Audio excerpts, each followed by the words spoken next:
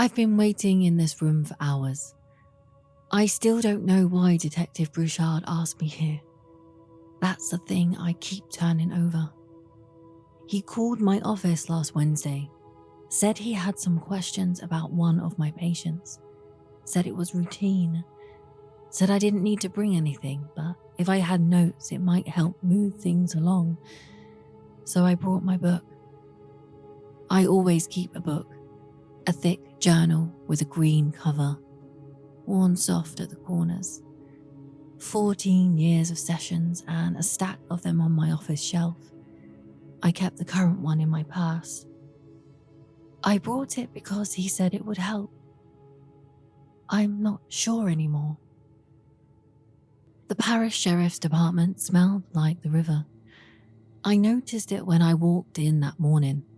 That wet smell that gets into everything here. I'd lived in Moreau for 3 years and I still noticed it. The locals didn't. I'd moved to Moreau from Chicago, a 1-year contract that ended and I just didn't leave. I told myself it was the cost of living, the pace of it. I never thought about it too hard. Detective Broussard was somewhere in his 50s, big through the chest in a way that used to be muscle, deep lines in his face, sun damage across his nose. He didn't rush, didn't fill silences, just sat there and turned his pen over in his fingers. I'd used that technique myself. I knew exactly what it meant. Tell me about Owen, he said, just like that, no dancing around. He'd been a patient of mine for about 18 months, I said. He came in self-referred, sleep disturbance. What kind? Dreams. He said they'd been getting worse. Broussard turned his pen over again and wrote something down. Describe him for me. I looked at the wall behind Broussard for a moment. Tall, I said. Older. Broad through the shoulders. Charming. Strong looking. I paused. He has a scar across his upper lip from childhood. It's pretty significant.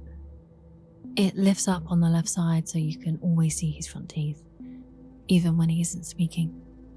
Broussard nodded slowly, writing. You'd know him if you saw him again? He said. Of course. Owen came to me in February, 18 months ago. He sat down and folded his hands in his lap and looked around my office the way people do in a first session, taking stock, unhurried. Then he looked at me. The scar drew your eye, that lifted lip, those teeth. But his eyes were the thing that kept you. He had a presence that made you aware of the room, of where you were sitting, of your own stillness. Have you been to therapy before? I asked. No. He said. I've always thought I could manage on my own. What changed? The dreams, they got louder. We met every 3 weeks through spring. He talked about his work, project management, construction. He liked the systems of it all, the way a site had to be cleared, leveled before anything could be built on it.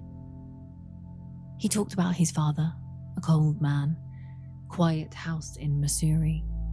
His mother went missing when he was a teen and he hadn't been back. Some patients you had to work for, but Owen was easy. He gave his words freely and thought carefully before he gave them. Sometimes he turned the question back on me. Why does that matter to you? He'd say. And I'd answer, which I don't always do. Owen talked about the water here too. That smell. The certain darkness of it. The warmth of it. I just didn't understand what he meant yet. By summer, we were meeting every 2 weeks. By winter, every week. He said the dreams were intensifying. Not in a way that frightened him, but in a way that felt like it was pulling him. What were the dreams about? Broussard asked. Water, I said. Depth. The feeling of something large moving below him. Broussard nodded, turned his pen over. He ever mentioned specific places? Spots near the water he'd like to go? Not specifically. He mentioned the river once. Said it felt familiar in a way he couldn't explain. Just the river, didn't say where on it? No. He ever bring up women? Someone he was seeing, someone he had a problem with? No, nothing like that. Broussard looked up from his notes. He ever make you nervous? I thought about that honestly. No, it was the truth. Broussard studied my face for a moment. He reached into his folder, turned it around and slid it across to me. Photographs. I counted them before I meant to. School photos mostly, a couple of driver's licenses, one from what looked like a backyard somewhere, caught mid-laugh. All young women. Do you recognize any of them? No, All found in the water. he said. River mostly. One in the lake up past Baton Rouge. One in a flooded basement out past the parish line. He paused. All drowned. All within 40 miles of Morrow. Going back 18 months. He let that sit. 7 of them. He said. Then nothing else.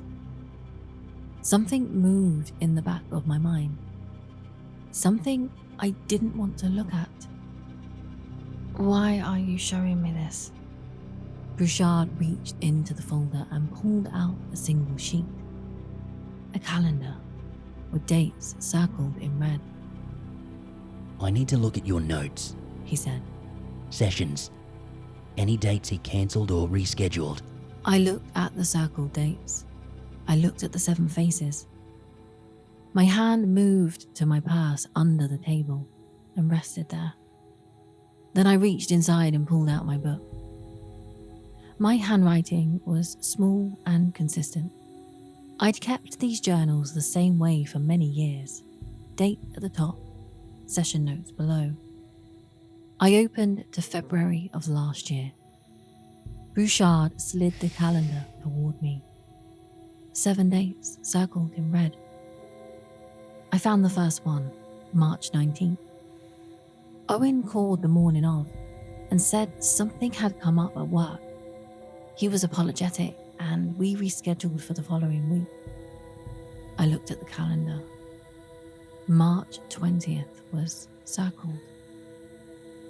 Read me the next one. Broussard said. His voice was level, careful. He already knew the answer. I turned the pages.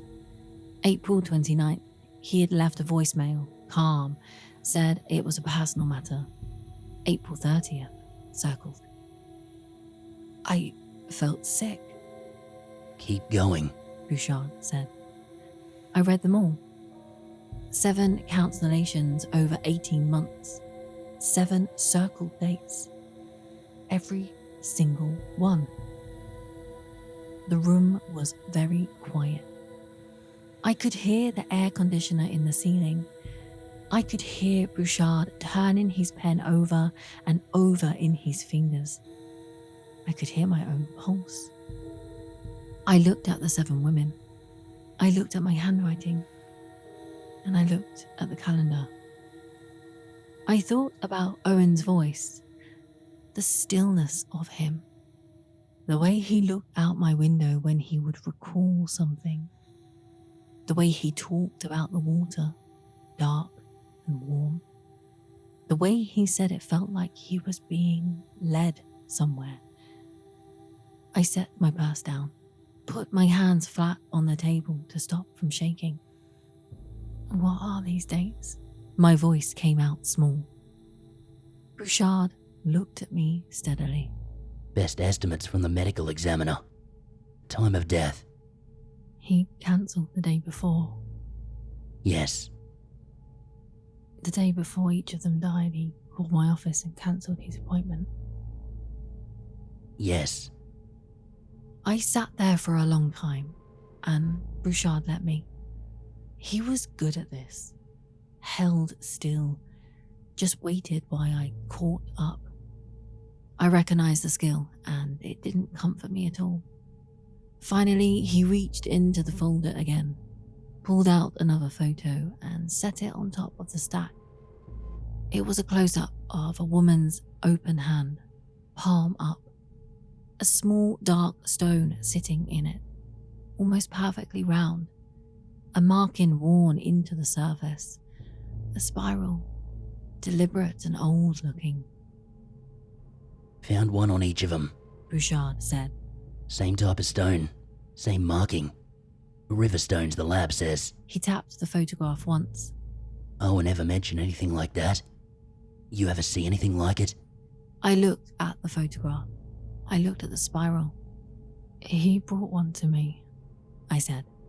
Broussard went very still. When? Late August.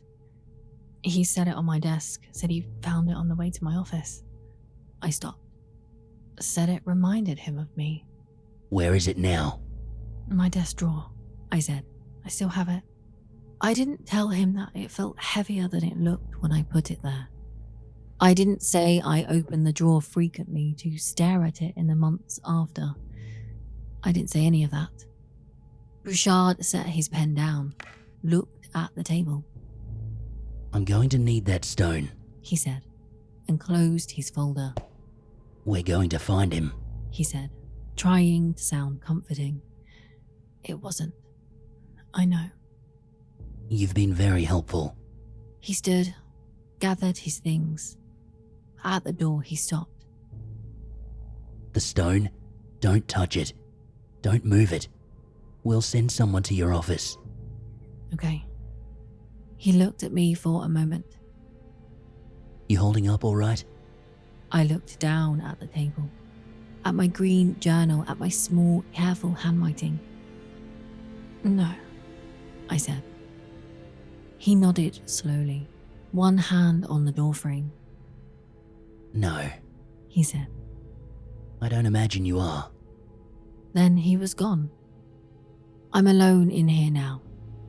I've been sitting thinking about what I'm going to tell Broussard when he comes back. There was so much I didn't tell him. 3 weeks ago, I started waking up every night, odd hours, lying in the dark, listening to the frogs outside. 3 weeks ago is when Owen stopped coming in. I am only seeing that now. Last night, I dreamed about water, dark and warm, something moving below. It didn't have a shape, but it knew my name, and it knew this room, and it told me Broussard's name before I ever walked into this building. I lied about the stone. It wasn't at my office, in my desk. It was here, in my purse, in my hand. And when he comes back, I'm going to give it to him.